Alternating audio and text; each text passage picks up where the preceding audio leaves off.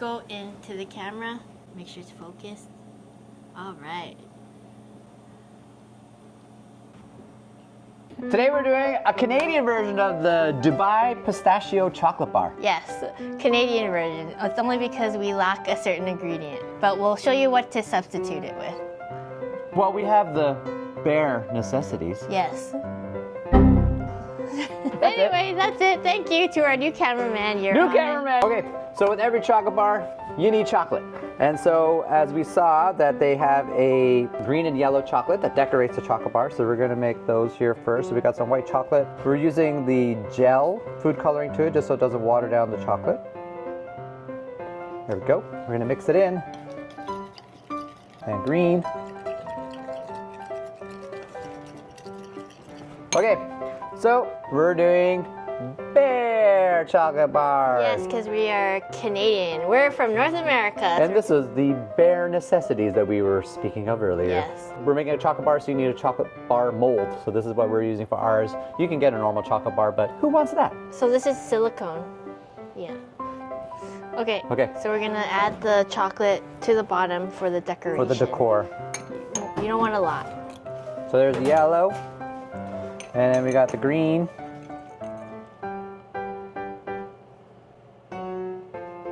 Beautiful. It's like I've done that before. It's like a Jackson Pollock. So you're gonna wanna let this harden, dry, and then we'll go ahead with the dark chocolate. When you do it warm, it's just gonna mix with the dark chocolate. You're gonna waste this effort of trying to decorate. So in the original, they use shredded phyllo. I forget what it's called. Knafeh, I think. I don't know. Oh, that's from my restaurant game. It's one of the desserts. It's phyllo dough that's shredded, and then they toast it with butter to get the crunch. But because we don't have phyllo dough, I'm gonna use a combination of Vector cereal and cornflakes. Taste them again for the first time. So it's basically just for the crunch, and I know that, you know, it's an abomination probably, and you guys are gonna complain, but still gonna be delicious. Yeah, I'm gonna just use my hands and...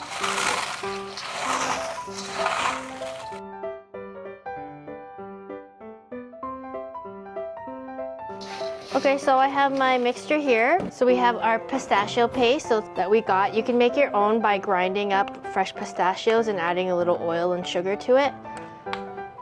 So we got. And then we have a little tahini here. That looks good. That's good. And because we are Canadian, we have a little maple syrup here. Oh man. Because the pistachio paste is not sweet. So I'll just use the spoon.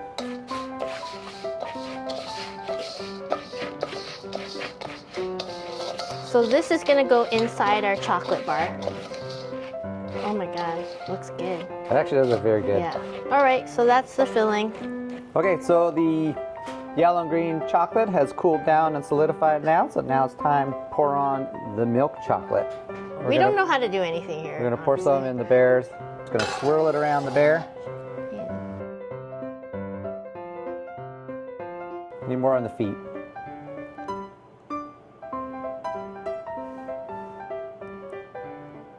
There we go. Okay. Now we gotta do the last one. Yeah.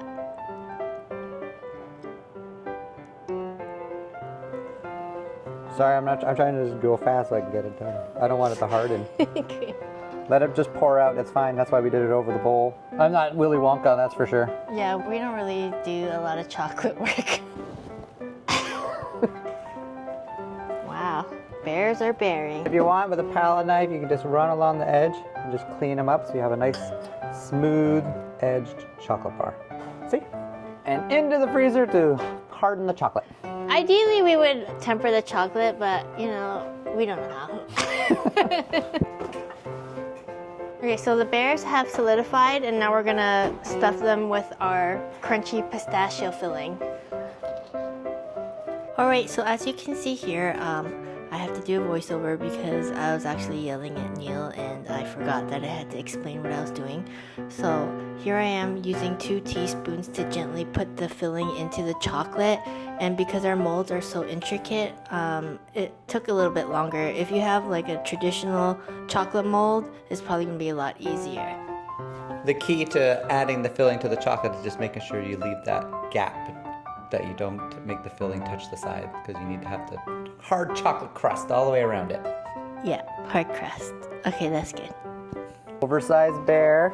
Yeah, This is baby bear. baby bear, and that's Mama bear. dancing bear. The dancing bear. I just want to dance. That's what dance, Dad. All right, so now we're gonna go back to the chocolate to seal these bars. So apparently I didn't put it in properly, so he's just gonna flatten it out more. Just leveling it out. Yeah. Because you know, he has to mansplain everything. Okay, so now we're just gonna take our melted milk chocolate and we're just gonna fill in the tops of the bear. We're not gonna go heavy. You can just kind of paste it around so we don't overflow. To go right to all the edges. Why were coloring books as easy as a kid, just filling it in with chocolate? There we go.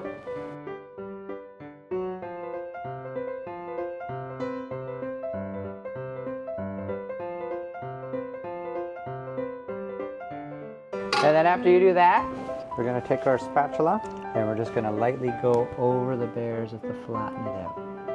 And don't worry about the excess chocolate. You can scrape that off the tray Yeah, after. so when it hardens, you get it off. There we go. So you're just trying to get rid of that edge and just make it look nice and clean.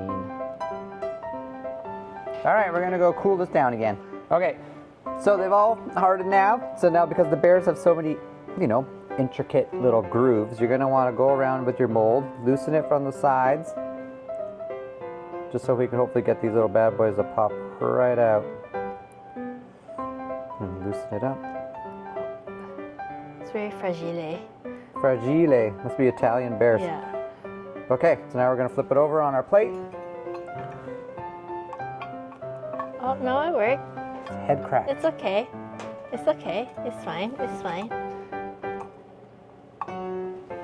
They look like they're graffitied. They look cool. We have a new assistant here. Look, we're moving up.